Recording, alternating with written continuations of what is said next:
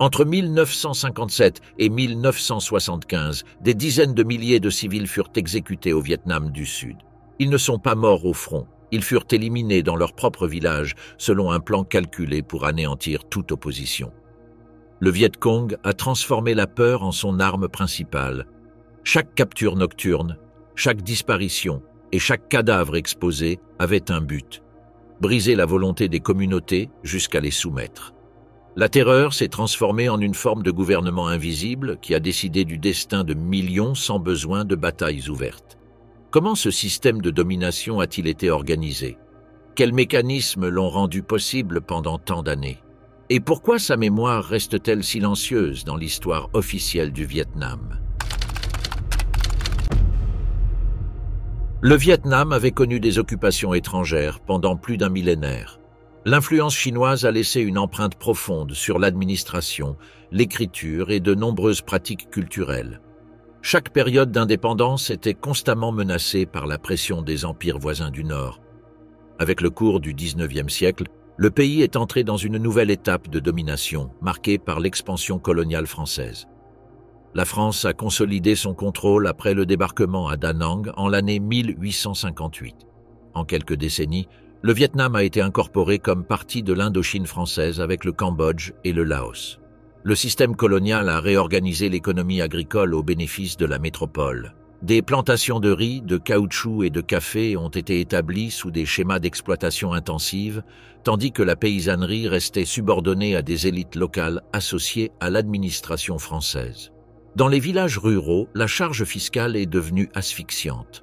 Les ménages ont été contraints de livrer des portions substantielles de leurs récoltes, tandis que le travail forcé sur les routes, les chemins de fer et les canaux complétait le tableau de l'exploitation. L'éducation coloniale, limitée à une minorité collaboratrice, est devenue un outil d'exclusion. La majeure partie de la population est restée analphabète, sans option de mobilité sociale et avec peu de possibilités de participer à la vie politique. Au début du XXe siècle, ce malaise a généré des expressions de résistance. Des mouvements nationalistes ont émergé, inspirés à la fois par des traditions locales de rejet de la domination et par des idées modernes diffusées depuis la France et la Chine. L'échec des réformes graduelles a intensifié la répression coloniale et favorisé la radicalisation d'une nouvelle génération. Dans cet environnement s'est formé Ho Chi Minh, qui serait plus tard le visage central du Viet Minh et par la suite du Viet Cong. Né en 1890 dans une famille de mandarins de rang inférieur, il a voyagé dans différents pays, a exercé des métiers modestes et s'est intégré dans des cercles politiques à Paris. Là, il a connu de près le Parti communiste et la rhétorique anticoloniale des mouvements ouvriers. Par la suite, il a assisté à l'Université communiste des travailleurs de l'Est à Moscou et a participé à l'organisation de cadres révolutionnaires en Chine.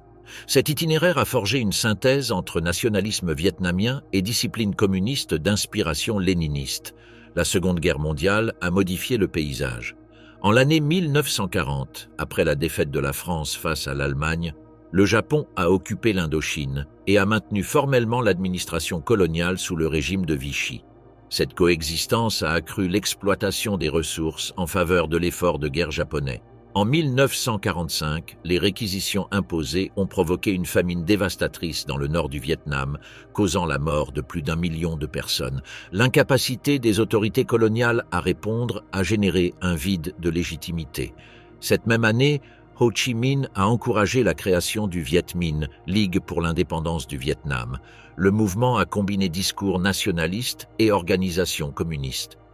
Pendant l'occupation japonaise, il a développé des réseaux de guérilla dans les zones rurales et a attiré du soutien en se présentant comme la seule force véritablement vietnamienne face aux Français et aux Japonais.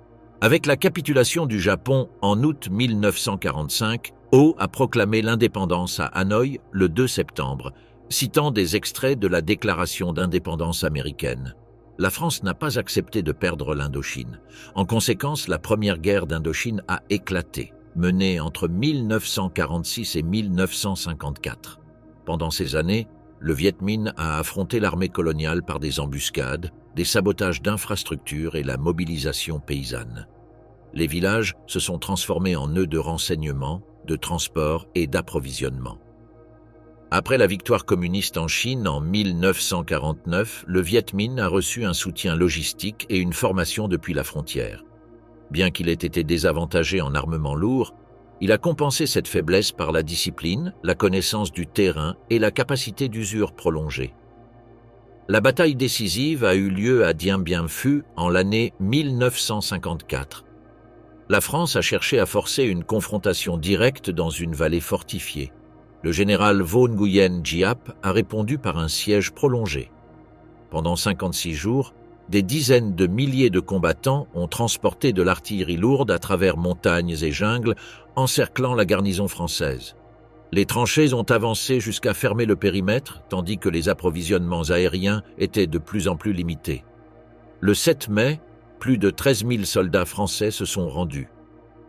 La défaite a contraint la France à négocier. Les accords de Genève, signés en 1954, ont établi la division temporaire du Vietnam au 17e parallèle. Le Nord est resté sous le contrôle de Ho Chi Minh et du Parti communiste, avec Hanoï comme capitale, tandis que le Sud a été attribué à un régime soutenu par les États-Unis. Il a été convenu d'organiser des élections de réunification en 1956, mais le président sud-vietnamien Ngo Dinh Diem, craignant une victoire communiste, a annulé le processus. Dans le Nord, le Parti des travailleurs du Vietnam a consolidé un État à parti unique basé sur la collectivisation agraire, le contrôle idéologique et la centralisation administrative. Dans le Sud, le gouvernement de Diem a appliqué des politiques qui ont aliéné les paysans bouddhistes et les opposants politiques. Son programme de village stratégique, conçu pour isoler le Viet Minh, est devenu un mécanisme de répression et de déplacement forcé. Le contraste entre le discours officiel et l'expérience quotidienne a sapé la légitimité du régime.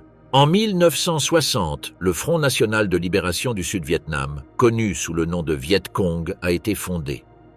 Bien qu'il se présentât comme une organisation autonome, il était étroitement dirigé depuis Hanoï. Le Parti communiste nord-vietnamien dictait les lignes directrices politiques, fournissait des armes et de la formation et coordonnait la stratégie générale. Sa structure combinait des cellules politiques clandestines, des unités de guérilla et des comités populaires dans les villages qui agissaient comme des administrations parallèles. Le Viet Cong a adopté la doctrine maoïste de guerre populaire prolongée, conçue en 3 étapes. Construction politique clandestine, guerre de guérilla contre l'appareil d'État et guerre conventionnelle dans la phase finale. La base du schéma était le contrôle de la paysannerie comme source de recrutement, renseignement et logistique. Pour maintenir ce contrôle, le Nord a organisé la piste Ho Chi Minh, un réseau de routes à travers le Laos et le Cambodge. Malgré les bombardements constants, la route est restée opérationnelle grâce à des milliers de paysans mobilisés comme porteurs et ingénieurs.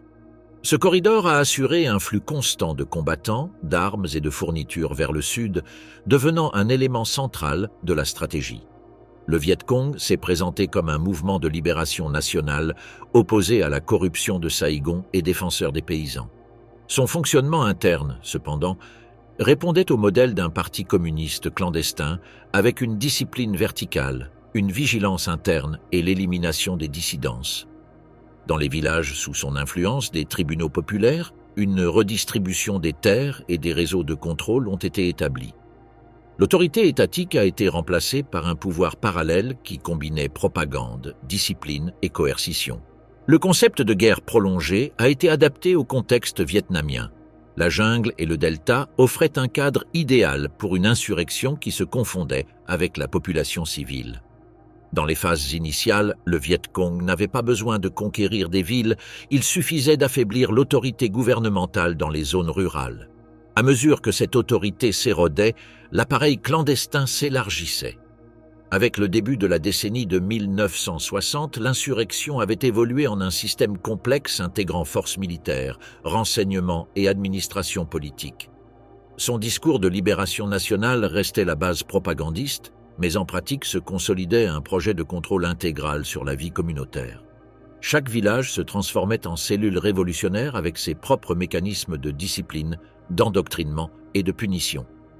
Le Viet Cong avait parcouru un chemin qui l'a mené de la résistance anticoloniale à devenir un instrument d'un État communiste en expansion.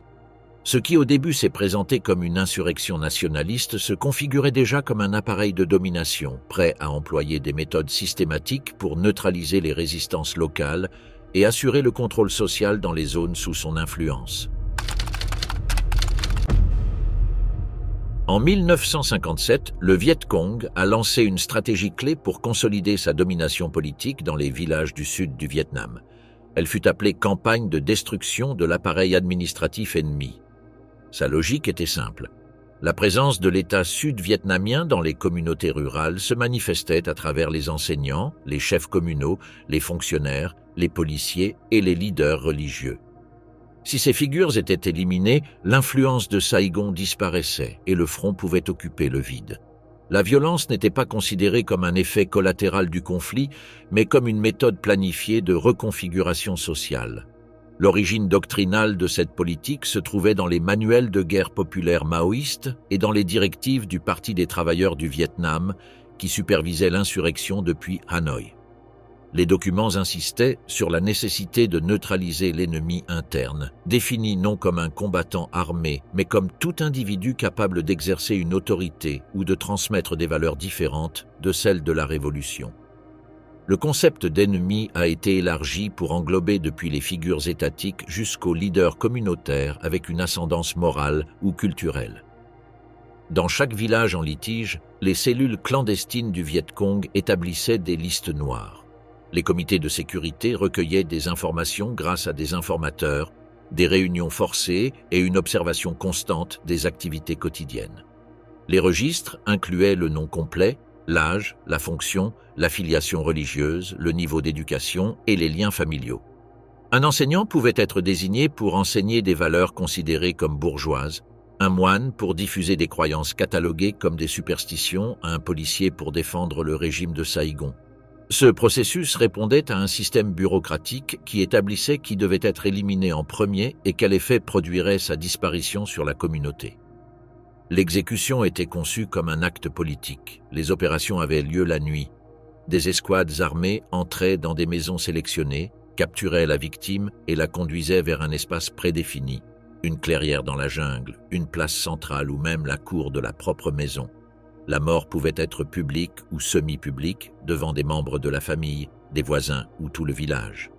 Les méthodes variaient. Tir à courte distance, égorgement, pendaison improvisée ou enterrement vivant. Parfois, les corps étaient exposés après l'exécution, accompagnés de panneaux avec des messages les identifiant comme des traîtres ou des agents de l'impérialisme. La dimension rituelle poursuivait un objectif spécifique, induire une peur durable et lier l'obéissance à la survie. Dans le delta du Mékong, les cadavres étaient traînés dans les rues et accrochés à des poteaux avec des messages visibles. Dans certaines provinces, les enfants étaient obligés de voir les corps et de répéter des slogans politiques. Ainsi, la mort devenait une leçon publique sur les conséquences de défier le Viet Cong. L'élimination des leaders locaux a eu des répercussions immédiates. Le chef de village, figure centrale de la médiation entre la communauté et l'État, disparaissait, interrompant toute coordination avec Saigon. Les enseignants, qui représentaient à la fois l'alphabétisation et l'autorité gouvernementale, étaient assassinés pour dissuader l'éducation formelle. Médecins et infirmiers, accusés de collaborer avec des programmes soutenus par les États-Unis, étaient exécutés, privant des villages entiers de services de base. En quelques semaines, des communautés entières se retrouvaient sans référents sociaux ni institutionnels. Dans la province de Quang Ngai, un maître a été contraint de creuser sa propre tombe devant ses élèves avant d'être exécuté. À Binh Dinh, des familles entières de chefs communaux ont été éliminées, y compris des personnes âgées et des mineurs, pour éviter la continuité de l'autorité. Dans le delta, des prêtres catholiques ont été pendus sur les places tandis que des autels étaient détruits. Des moines bouddhistes, désignés comme des obstacles idéologiques, ont été décapités lors de cérémonies publiques. Ces actions cherchaient à démontrer qu'aucune figure morale ou spirituelle ne pouvait rivaliser avec la discipline révolutionnaire. Les dossiers statistiques montrent l'ampleur de la campagne. Entre 1957 et 1972, des estimations conservatrices plaçaient le nombre de civils exécutés pour des raisons politiques entre 36 000 et 50 000. Des documents militaires sud-vietnamiens et américains suggèrent que le chiffre réel pourrait dépasser les 100 000 victimes. Rien que dans la province de Binh Dinh, entre 1967 et 1970, plus de 300 assassinats sélectifs ont été documentés. Près de Saigon, à Go Vap, une fosse commune a été découverte avec 9 enseignants exécutés par balle dans la nuque. L'impact de ces actions a également été corroboré par des déserteurs du Viet Cong. L'un d'entre eux a raconté avoir participé à plusieurs dizaines d'exécutions publiques durant la décennie de 1960. Chaque mort, selon son témoignage, était accompagnée d'une explication doctrinale lue à haute voix, où les prétendus crimes de la victime étaient énumérés et le slogan selon lequel l'élimination constituait un acte éducatif était répété. Ces récits confirment que la violence était institutionnalisée comme partie de l'endoctrinement collectif. Les conséquences dans les villages furent profondes. L'absence de maîtres signifiait des générations privées d'éducation de base. L'élimination du personnel de santé réduisait drastiquement les soins médicaux ruraux. La mort de dirigeants religieux brisait les réseaux de solidarité traditionnels. La réorganisation se produisait sous l'autorité de comités populaires du Viet Cong, qui imposaient une surveillance permanente, contrôlaient la distribution des vivres et convoquaient des réunions obligatoires d'endoctrinement. La peur est devenue un outil central de contrôle, plus efficace que n'importe quelle patrouille armée. La possibilité réelle d'être exécuté pour avoir collaboré avec Saigon a généré un climat de silence absolu. Des familles entières choisissaient de cacher leurs opinions, tandis que la dénonciation par un voisin pouvait devenir une stratégie de survie. La confiance communautaire a été remplacée par une suspicion constante. La violence ne se limitait pas aux figures visibles, elle cherchait aussi à démanteler des groupes sociaux considérés comme hostiles, tels que les propriétaires de terres moyennes et grandes. Dans certains cas, leurs biens étaient confisqués et redistribués, dans d'autres, eux et leurs familles étaient exécutés. Cette politique affaiblissait la structure économique du Sud et, en même temps, permettait au Viet Cong de se présenter comme redistributeur auprès des paysans pauvres. Le modèle s'est maintenu pendant plus d'une décennie avec des variations régionales et des intensités différentes, mais avec un objectif constant: désarticuler toute forme de pouvoir local qui ne dépendait pas du parti. Les villages ont été transformés en unités sous contrôle révolutionnaire, sans leader traditionnel, sans enseignants indépendants et sans références religieuses en dehors de l'appareil communiste. La violence n'était pas accidentelle, mais partie essentielle du système. Les conséquences sociales se sont étendues sur le long terme. Des communautés entières ont été marquées par la perte de leurs références. La fragmentation du tissu social est devenue irréversible dans de nombreux cas. Des générations d'enfants ont grandi sans enseignants ni leaders spirituels, avec leur formation culturelle remplacée par des slogans politiques. La peur s'est intégrée dans la vie quotidienne comme une limite invisible qui régulait ce qui pouvait être dit ou fait. De cette manière, le Viet Cong a réussi à consolider le contrôle sur de vastes zones rurales du Sud. La terreur planifiée est devenue l'un des piliers de sa structure de domination. Une fois instauré, tout signe de résistance s'évanouissait face à la certitude qu'il pouvait se traduire par une exécution immédiate. La campagne d'assassinat sélectif avait accompli son objectif d'éliminer les rivaux et de garantir l'installation d'administrations parallèles sous contrôle révolutionnaire. Dans les profondeurs des jungles du Vietnam, du Cambodge et du Laos, le Viet Cong a établi un système clandestin de détention qui fonctionnait comme un réseau de prisons mobiles. Ces installations, construites principalement en bambou et camouflées sous la végétation, étaient conçues non seulement pour retenir les prisonniers, mais aussi pour les briser par une combinaison systématique de privation, de torture et de manipulation psychologique. Les complexes se déplaçaient fréquemment, parfois toutes les 2 semaines, pour éviter d'être détectés par l'aviation. Les captifs étaient obligés de parcourir de longues distances enchaînées, surveillés par des gardes armés, sous des conditions extrêmes de chaleur tropicale, de pluie constante ou de terrain montagneux. Pendant ces marches, ceux qui s'effondraient étaient abandonnés ou forcés de continuer traînés par d'autres prisonniers. Le résultat était la prolifération de plaies aux pieds, d'infections par des sangsues, de déshydratation et d'épuisement sévère, ce qui empêchait toute organisation de résistance interne. Une fois transférés, les détenus étaient confinés dans des fosses creusées dans la terre, des cages suspendues entre des arbres ou des cabanes ouvertes qui les exposaient aux éléments. Il n'y avait pas de séparation claire entre le jour et la nuit. Le soleil direct, les pluies de mousson, l'humidité constante et les insectes faisaient partie délibérément de l'environnement carcéral. L'absence de structure permanente empêchait des conditions minimales d'hygiène ou de repos, tandis que l'humidité et le sol boueux aggravaient la détérioration physique. Une alimentation insuffisante constituait un instrument de contrôle. Le régime alimentaire consistait en riz avarié, racines crues, feuilles bouillies, insectes ou restes de poissons fermentés. Souvent, ils passaient des journées entières sans recevoir de nourriture, tandis que l'eau était rationnée en quantité minime. Les gardes, en revanche, maintenaient des rations stables, ce qui permettait d'observer la dégradation progressive des prisonniers comme une variable contrôlée. Les conséquences incluaient dysenterie, fièvre typhoïde, beribérie, scorbut, infections graves et paludisme sans traitement. Les décédés étaient enterrés sans enregistrement, ce qui invisibilisait les décès au sein du système. L'isolement psychologique était un outil central. Les prisonniers étaient séparés les uns des autres, contraints de garder le silence et privés de toute information extérieure. Le contact humain était limité aux interrogatoires. L'incertitude constante quant à leur sort provoquait de l'insomnie, une désorientation temporelle, des épisodes d'hallucination et, dans certains cas, des états catatoniques. L'absence de stimuli prévisibles entraînait un effondrement progressif de la perception individuelle. Parmi les techniques de brisement physique se distinguaient les cages de tigre, structures en bambou de dimensions réduites, empêchant de s'allonger ou de se tenir debout. Ces cages étaient placées sous le soleil équatorial ou sous des pluies incessantes, ce qui provoquait inflammation musculaire, ulcères purulents, perte drastique de poids, infections cutanées et désorientation. Certains prisonniers restaient des semaines entières dans ces conditions. Les coups étaient fréquents et réalisés avec des instruments conçus pour causer de la douleur sans provoquer la mort immédiate. Des bâtons de bambou flexibles, des bâtons durcis ou des crosses de fusil d'assaut.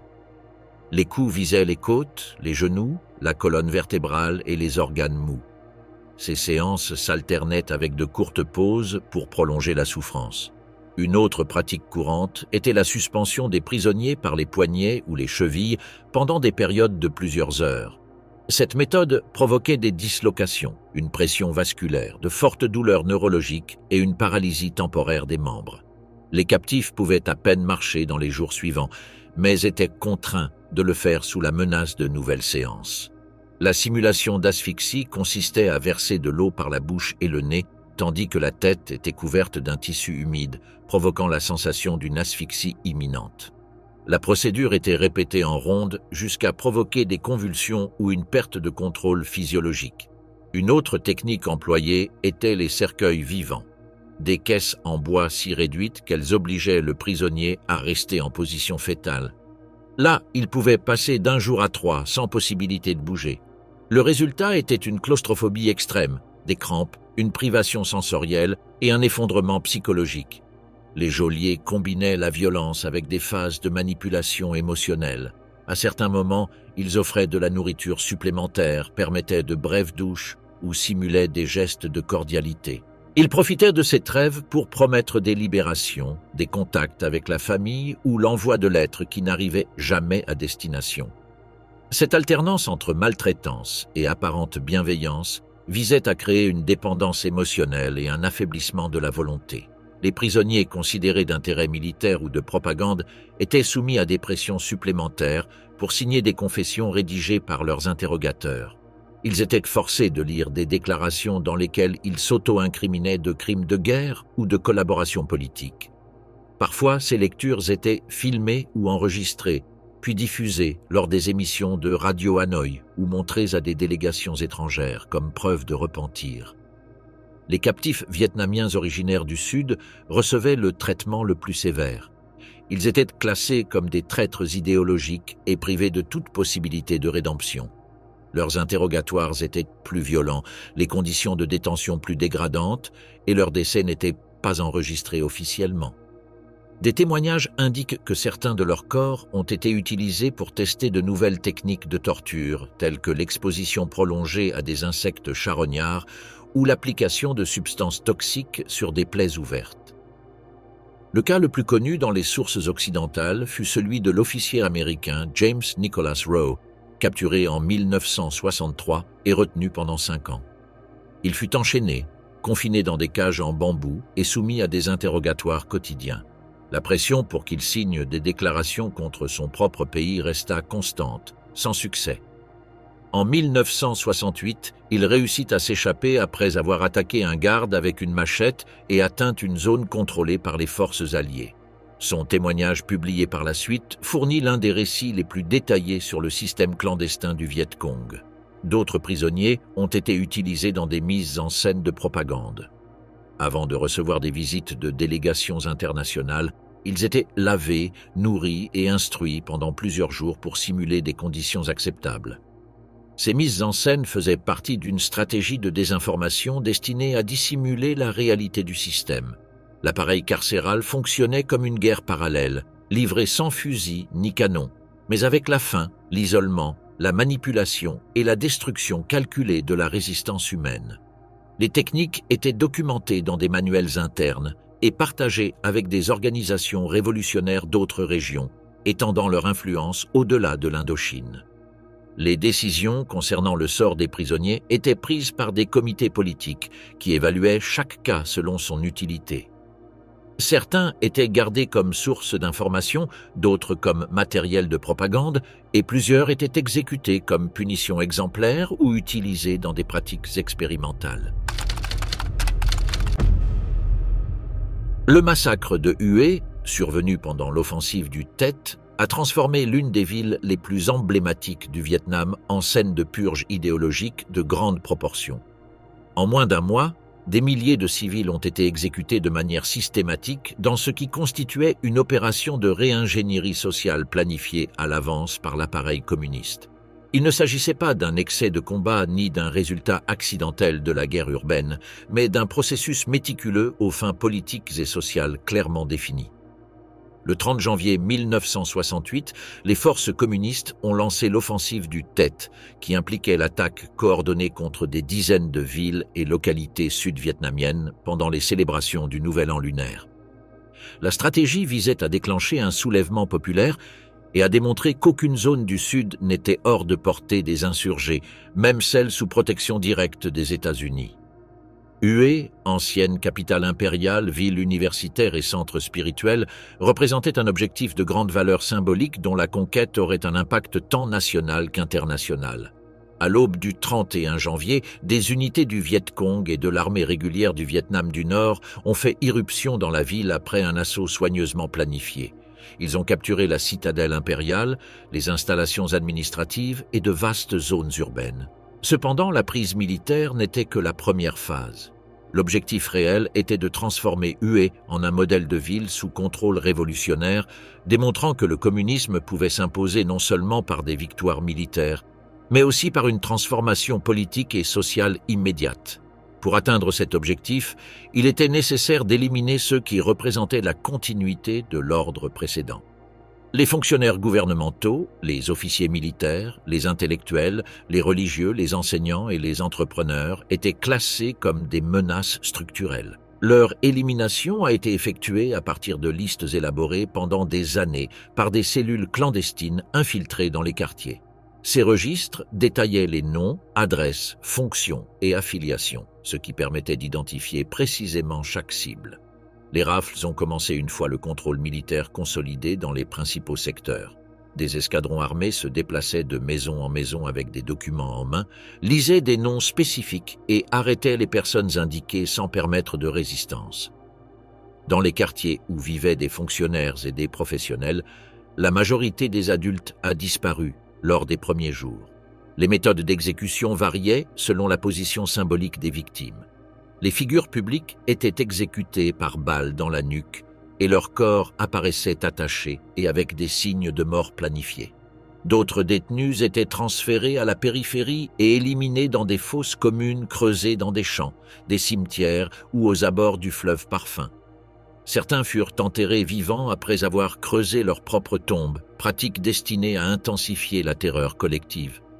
Dans des endroits comme Phu Cam, Dam Chan, Bai Dao et la pagode Tudam, des centres de traitement improvisés ont été établis. Là, des groupes de prisonniers étaient exécutés à intervalles réguliers. D'anciens militaires, policiers et dirigeants politiques locaux ont été soumis à des tortures avant d'être assassinés. Fractures d'os, mutilations, brûlures et coups mortels étaient appliqués de manière systématique afin de détruire toute référence d'autorité pouvant défier l'imposition communiste. L'ampleur de la purge a été révélée une fois que les forces sud-vietnamiennes et américaines ont repris le contrôle de la ville le 24 février. Dans les semaines suivantes, des fosses communes ont été localisées dans des temples, des écoles, des jardins et des rives. À la pagode Tudam, plus de 150 corps ont été découverts. Dans les zones proches de la rivière des Parfums, des centaines de cadavres attachés en groupes familiaux ont été déterrés. L'école Jia Hoi, utilisée comme centre de détention, contenait des corps enterrés directement dans sa cour. Les conditions de découverte montraient des schémas logistiques. Les cadavres apparaissaient alignés, avec des blessures similaires et des liens uniformes, ce qui témoignait de procédures standardisées. La décomposition, accélérée par le climat tropical, a rendu la reconnaissance faciale difficile, de sorte que les identifications ont été effectuées à travers des vêtements, des objets personnels, des dossiers dentaires et des marques corporelles. Pour l'appareil communiste, ces morts étaient justifiées comme l'élimination des ennemis de classe. Les documents capturés après le retrait expliquaient le massacre comme une purification nécessaire contre les vestiges féodaux et bourgeois. Dans cette perspective, les exécutions n'étaient pas présentées comme des crimes, mais comme une étape vers l'implantation d'un modèle socialiste. Cependant, le caractère planifié, l'absence de processus légaux et l'inclusion de femmes, d'enfants et de religieux ont mis en évidence une opération contraire à toute norme internationale de conflit. L'impact sur la ville a été immédiat, des familles entières ont disparu, les communautés religieuses et éducatives ont été décimées. L'élite culturelle et académique a été pratiquement détruite. La peur et la méfiance ont défini la vie quotidienne des survivants. Pendant des années, les habitants de Hue ont évité de parler de l'événement, même en cercle privé, adoptant des comportements de silence et de retrait comme stratégie de survie. Sur le plan international, Hue est devenu un tournant. Bien que militairement l'offensive du Tet n'ait pas réussi à consolider ses objectifs, les images de cadavres et de fosses communes diffusées par les médias ont frappé l'opinion publique. Aux États-Unis, la perception du conflit a changé radicalement, affaiblissant le soutien politique et social à l'intervention. Les preuves présentées dans les organismes internationaux ont renforcé l'idée que le communisme vietnamien appliquait des méthodes de répression massive dans son avancée. Après la réunification en 1975, le Parti communiste vietnamien a nié le massacre de Hue ou l'a présenté comme une construction propagandiste de ses adversaires. Les archives ont été classifiées, les recherches académiques censurées et les familles des victimes soumises à la surveillance et au silence. Aucun monument officiel n'a été érigé et le nombre de morts n'a pas été reconnu publiquement. Le massacre de Hue n'a pas été un excès de guerre ni une conséquence accidentelle du chaos urbain. Ce fut une opération préméditée, conçue pour éliminer une génération de dirigeants et remplacer les structures traditionnelles par des institutions révolutionnaires. Pendant un peu moins d'un mois, l'ancienne capitale impériale s'est transformée en un laboratoire de purge idéologique exécuté avec une discipline bureaucratique et une violence méthodique. Pour des milliers d'enfants vietnamiens, la guerre n'était pas une réalité lointaine, mais une expérience immédiate qui les a transformés en instruments d'un conflit sans limite. Le Viet Cong a employé des mineurs comme combattants, espions, saboteurs, exécutants et, parfois, comme suicidaires, dans un processus planifié institutionnellement qui a complètement ignoré les conventions internationales de protection de l'enfance. Dans les communautés paysannes du Sud, les enlèvements nocturnes sont devenus une menace constante.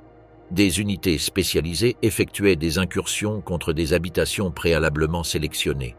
Les enfants, pour la plupart âgés de 10 à 15 ans, étaient choisis après des évaluations de leur force physique, des loyautés familiales et de la vulnérabilité économique de leur foyer. Ces opérations n'étaient pas improvisées. Elle nécessitait des renseignements détaillés sur la structure familiale, les routines quotidiennes et l'absence de patrouilles sud-vietnamiennes à proximité. Dans plusieurs cas, les commandos agissaient avec des listes élaborées grâce à des informateurs infiltrés dans la vie communautaire. Les groupes d'assaut arrivaient en silence, entouraient les maisons et extrayaient les mineurs avec une précision militaire. Les pères qui résistaient étaient battus ou exécutés comme avertissement. Les mères étaient obligées de livrer leurs enfants sous la menace d'incendier le village. Parfois, les ravisseurs laissaient des symboles peints sur les murs pour inspirer la peur et empêcher les représailles. De nombreux enfants se réveillaient des heures plus tard, enchaînés dans la jungle, sans comprendre la raison de leur transfert. Des rapports de renseignement déclassifiés en 1969 ont révélé que dans certaines provinces du delta du Mékong, jusqu'à une fraction significative des combattants Viet Cong étaient âgés de moins de 16 ans. Dans les unités de sabotage et de reconnaissance, la proportion était encore plus élevée en raison des avantages tactiques d'employer des enfants, petite taille, facilité de déplacement, invisibilité sociale et plus grande malléabilité psychologique. Des modèles similaires ont été identifiés dans les régions montagneuses comme Tay Nguyen, où ils étaient utilisés comme guides, porteurs et sentinelles. Une fois capturés, les enfants étaient transférés dans des camps cachés dans des jungles denses ou des chaînes de montagnes reculées. Là-bas commençait un processus de transformation structuré en phases. La première était l'isolement. Il leur était interdit de mentionner leur nom, de parler de leur famille ou de se souvenir de leur passé. Tenter de le faire était puni par des coups, la privation de nourriture ou l'enfermement dans des fosses couvertes. La dépersonnalisation constituait la base de l'entraînement. Le conditionnement idéologique occupait plusieurs heures par jour. On utilisait des textes adaptés d'inspiration marxiste, des leçons sur l'histoire révolutionnaire vietnamienne et des séances de mémorisation de slogans. Aux mineurs, on apprenait que leurs parents étaient des traîtres s'ils collaboraient avec l'ennemi, que leurs villages étaient des foyers de corruption et que le Front national de libération était leur seule famille légitime. L'idée de mourir pour la Révolution se présentait comme le destin le plus honorable. L'entraînement militaire était simultané et exigeant. Les enfants couraient pieds nus en portant des répliques de fusils jusqu'à s'habituer à leur poids. Ils se traînaient entre des barbelés, traversaient des zones minées pendant la nuit et pratiquaient des assassinats silencieux avec des couteaux en bambou. Ils apprenaient à manipuler des explosifs improvisés, à assembler des mines, à tirer avec précision à courte et moyenne distance et à exécuter des embuscades avec des signaux codés. Les mineurs étaient classés selon leur âge et leur constitution. Les plus jeunes étaient employés comme messagers, traversant les lignes avec des informations mémorisées. D'autres se faisaient passer pour des mendiants dans les villages contrôlés par le gouvernement pour observer les patrouilles et les défenses. En combat, ils étaient utilisés comme saboteurs. Ils plaçaient des explosifs sur des ponts ou des dépôts, agissaient comme tireurs d'élite depuis les arbres et restaient immobiles pendant des heures, camouflés dans la végétation. Dans des opérations extrêmes, certains étaient utilisés comme kamikazes. Lors d'une action documentée à Quang Ngai en 1969, une fille de 11 ans a été envoyée à un détachement militaire avec un panier de fruits contenant des explosifs contrôlés à distance. La détonation a tué plusieurs soldats et la fille. Des témoignages ultérieurs ont confirmé qu'elle avait été enlevée des semaines auparavant et convaincue que son sacrifice représentait un acte de salut pour son peuple. Le processus d'endoctrinement atteignait son point le plus radical lorsque les enfants étaient obligés d'exécuter des prisonniers. Ceux qui refusaient étaient punis avec des coups, l'enfermement ou l'obligation d'assister à la mort d'autres mineurs. Une fois qu'ils commettaient leur première exécution, ils restaient piégés dans un cercle irréversible. Ils étaient des assassins aux yeux de leur communauté, porteurs de secrets militaires et considérés comme des combattants ennemis s'ils désertaient. Les estimations internes indiquaient que la majorité ne survivait pas au-delà de 2 ans. Une grande proportion mourait au combat, tandis qu'une autre partie était exécutée pour tentative d'évasion ou pour faible rendement. Seule une minorité atteignait l'âge adulte, dans de nombreux cas avec des séquelles physiques graves comme des amputations, des infections chroniques et des blessures non traitées. Des rapports ultérieurs ont enregistré des conséquences psychologiques récurrentes, y compris l'anxiété, des épisodes violents, l'insomnie sévère et des comportements dissociatifs. Le recrutement ne se limitait pas aux enlèvements. Des milliers d'orphelins, résultat des combats et des bombardements, ont été absorbés par l'insurrection. Pour eux, l'offre de nourriture, d'abri et d'appartenance se présentait comme la seule alternative. Sans scolarisation ni contact stable avec des adultes extérieurs à l'appareil militaire, ils grandissaient au sein de structures mobiles qui les déplaçaient d'un front à l'autre. La mobilité constante empêchait les liens durables et favorisait la dépendance absolue à l'organisation. Dans des camps spécifiques, des manuels ont été élaborés pour l'emploi de mineurs. Un document capturé en 1970 expliquait que les jeunes représentaient une ressource tactique par leur obéissance, capacité d'infiltration et facilité d'endoctrinement. Il indiquait en outre qu'il fallait renforcer la rupture avec le passé familial pour assurer une loyauté totale à la cause. Les enfants recrutés étaient rarement enregistrés officiellement. Leur mort n'apparaissait pas dans les rapports et leurs corps, lorsqu'ils étaient retrouvés, étaient enterrés sans identification. Il manquait de noms sur les monuments, de cérémonies d'adieu et de toute reconnaissance. Ils étaient remplaçables, fonctionnels et temporaires. L'utilisation de mineurs comme ressources guerrières par le Viet Cong n'était ni marginale ni circonstancielle. Elle faisait partie intégrante d'une stratégie qui concevait l'enfance non pas comme une étape protégée, mais comme une matière malléable et sacrifiable. La création d'une génération armée dès l'enfance répondait à un projet structuré qui subordonnait la vie des plus jeunes à la logique de la guerre révolutionnaire. Le Viet Cong a effectué une transformation radicale de l'environnement vietnamien, transformant les forêts, champs et sentiers en un réseau mortel où chaque élément naturel pouvait devenir un instrument de destruction. Cette stratégie est allée au-delà du sabotage militaire et est devenue une guerre psychologique totale où même marcher impliquait le risque constant de mutilation ou de mort. Les pièges à pics empoisonnés étaient l'exemple le plus répandu de cette philosophie. Des pieux en bambou, coupés en angles et durcis au feu, étaient disposés dans des fosses dissimulées avec de la végétation.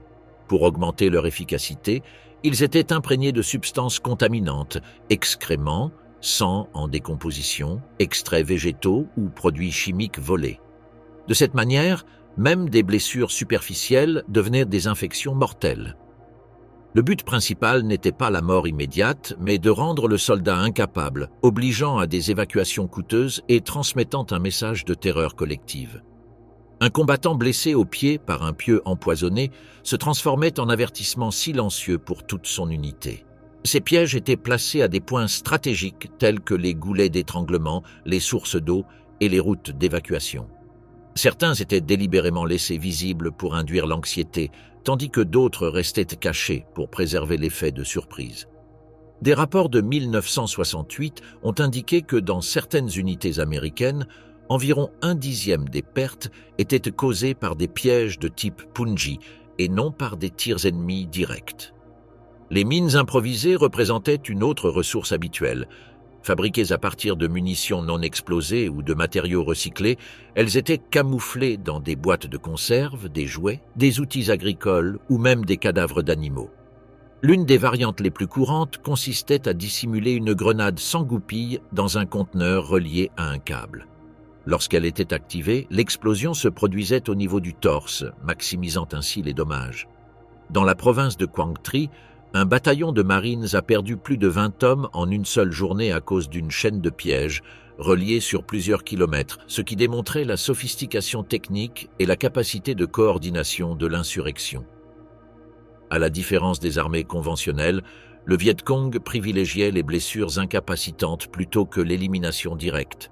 Un soldat blessé devait être transporté par plusieurs camarades, évacué par hélicoptère, recevoir un traitement médical spécialisé et rester des mois hors de combat. Selon cette logique, de nombreux pièges étaient conçus pour mutiler des membres, perforer l'abdomen sans endommager immédiatement les organes vitaux ou causer des blessures permanentes qui marqueraient le survivant pour le reste de sa vie. Certaines structures comportaient des mécanismes à ressort qui lançaient des projectiles vers le visage ou les yeux, provoquant cécité et défiguration. La menace constante de ce type de blessure engendrait une paranoïa durable parmi les soldats, qui savaient que tout mouvement pouvait entraîner des dommages irréparables, y compris la perte de fonctions reproductives. Un manuel de guerre de guérilla capturé en 1967 contenait des instructions détaillées pour des dizaines de pièges classés selon le terrain, le type d'objectif et la nature de la blessure recherchée. Il incluait des sections sur la psychologie de la peur, la construction d'explosifs artisanaux et les techniques de camouflage qui transformaient le paysage en un champ de mines invisibles.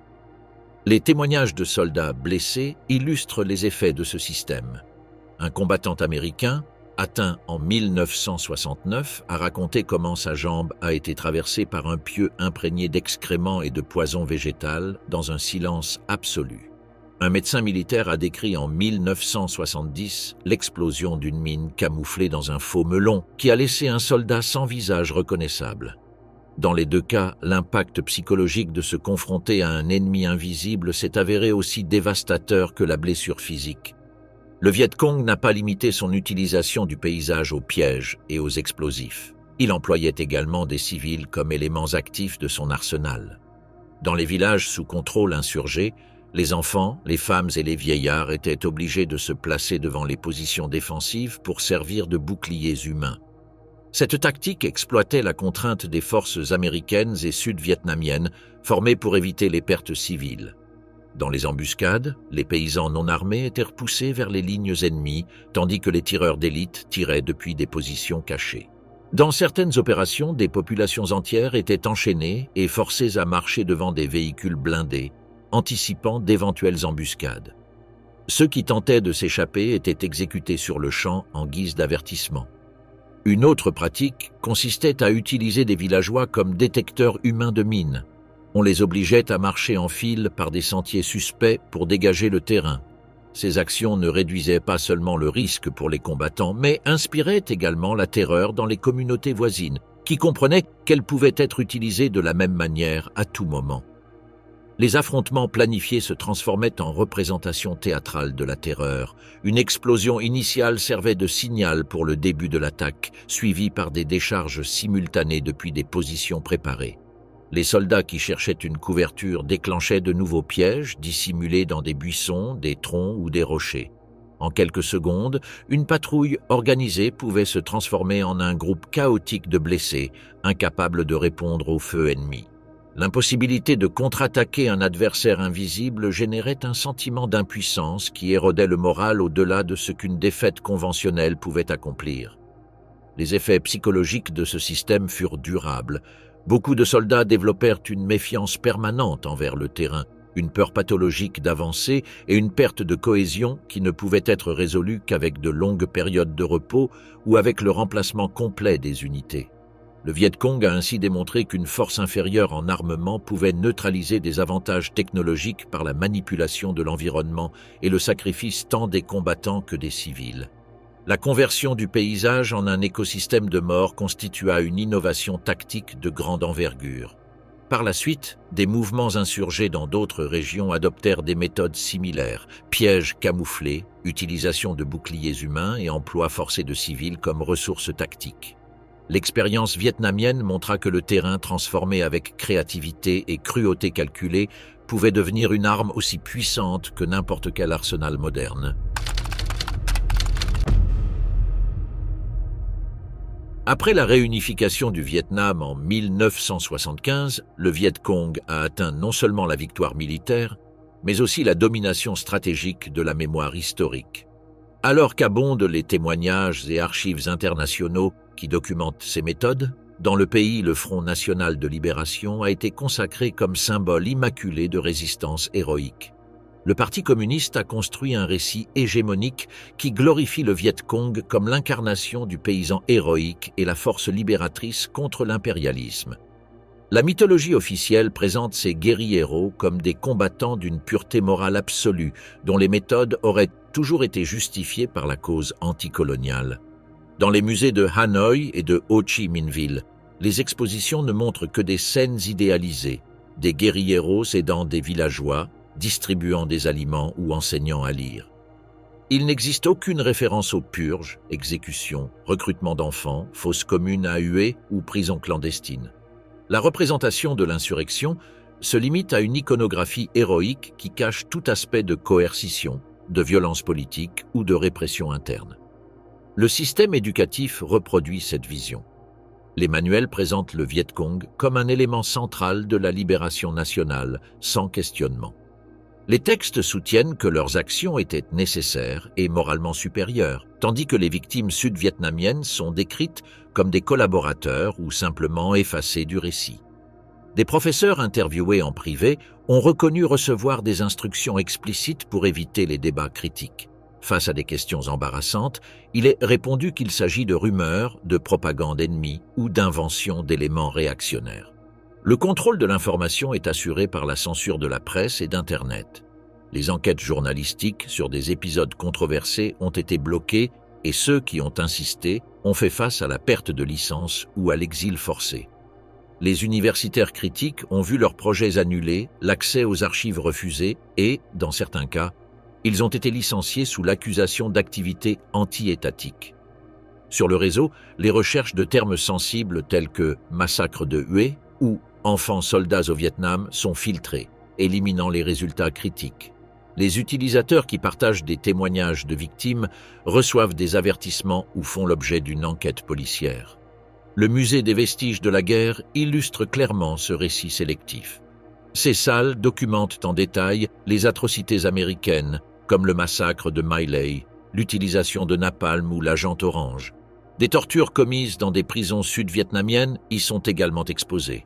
Cependant, il n'y a pas une seule référence aux victimes du Viet Cong, aux exécutions massives ou à l'emploi de mineurs au combat. Cette présentation unilatérale génère un récit dans lequel un seul camp a commis des crimes, tandis que l'autre apparaît revêtu d'une légitimité absolue. Après la victoire communiste, des centaines de milliers de civils, de fonctionnaires et de militaires associés au régime précédent ont été persécutés. Près de 200 000 personnes ont été envoyées dans des camps de rééducation où elles sont restées de quelques mois à plusieurs décennies, sous des privations extrêmes et des programmes intensifs d'endoctrinement. Ces installations visaient à désintégrer les identités précédentes et à reconstruire la loyauté politique des prisonniers. D'autres ont choisi l'exil. Des dizaines de milliers se sont lancés en mer dans des embarcations précaires, phénomène connu sous le nom de « boat people ». Ils ont affronté des tempêtes, de la piraterie et la faim, avec des taux de mortalité allant jusqu'à la moitié sur certaines routes. Pour eux, fuir était préférable à rester sous un système qui les réduisait au silence. Ceux qui sont restés ont appris à se taire. Parler d'exécution, de torture ou de proches assassinés signifiait s'exposer à la surveillance, à la perte d'emploi ou à l'emprisonnement. Les familles de victimes ont préservé les souvenirs uniquement dans des espaces privés, transmettant des récits à voix basse et les cachant de la sphère publique. Il s'est ainsi créé une fracture culturelle, une mémoire officielle célébratoire et une mémoire intime marquée par la peur. Cette dualité a produit une société où l'expérience vécue et l'histoire publique sont restées déconnectées. En exil, surtout aux États-Unis, en Australie, en France et au Canada, les communautés vietnamiennes ont établi des institutions alternatives, musées communautaires, archives orales et centres de documentation qui ont recueilli les témoignages de survivants. Des organisations comme Boat People SOS ou Vietnamese American Heritage Foundation se sont consacrées à enregistrer des documents, interviewer des victimes et préserver une mémoire exclue dans le pays d'origine. Cependant, cette mémoire de la diaspora reste isolée du discours officiel vietnamien. La disparité dans le traitement des massacres révèle la sélectivité politique de la justice historique. Le cas de My Lai a été largement investigué, documenté dans des livres et des documentaires, avec des procès publics, des monuments et des excuses officielles. Il est devenu une référence mondiale des crimes de guerre américains. En revanche, Hue est toujours nié par l'État vietnamien. Il n'y a pas de monument, les recherches académiques ont été interdites, les familles réduites au silence et le sujet exclu de l'éducation publique. Les États-Unis, en tant que société démocratique avec des médias indépendants, n'ont pas pu cacher My Lai de manière permanente. Le Vietnam, en tant que régime autoritaire avec un contrôle total des médias et des institutions, a maintenu le silence sur Hue pendant presque un demi-siècle. Depuis la décennie de 1990, des archives déclassifiées de la CIA, du département d'État et d'organisations internationales ont documenté des purges, des listes noires, des prisons clandestines et un recrutement forcé. Des témoignages d'anciens combattants ont également fait surface, comme celui publié en 2007 par Asia Times, où un ancien commandant a reconnu que les guérilleros s'étaient entraînés à éliminer sans hésitation, considérant ennemis ceux qui ne suivaient pas inconditionnellement le mouvement. En dépit de l'existence de cette documentation, sa distribution au sein du Vietnam reste interdite. La diffuser est considérée comme une activité subversive, sanctionnée par des décennies de prison. Pendant ce temps, dans des villes de la diaspora comme Westminster, Melbourne, Paris ou Montréal, des hôtels, des centres culturels et des archives historiques ont été érigés pour maintenir vivante la mémoire des victimes ignorées par l'État vietnamien. Le silence autour des méthodes du Viet Cong constitue un projet délibéré du régime pour effacer des épisodes inconfortables et consolider un mythe nationaliste. Au Vietnam, ce projet a réussi à se consolider avec des générations entières éduquées sans connaître les purges, les enfants soldats, les massacres ou les prisons clandestines. La vérité, cependant, persiste au-delà des limites étatiques. Elle réside dans les archives des organisations internationales, dans les témoignages préservés dans les pays démocratiques et dans la voix des exilés qui refusent de laisser la mémoire disparaître sous la propagande officielle. Le Viet Cong n'était pas uniquement une force paysanne héroïque qui a combattu pour l'indépendance. C'était aussi un appareil de répression idéologique, d'endoctrinement et de terreur politique qui a contribué à la consolidation de l'État autoritaire après 1975. L'histoire complète exige d'inclure ce côté sombre, jusqu'à présent relégué, qui attend encore d'être reconnu.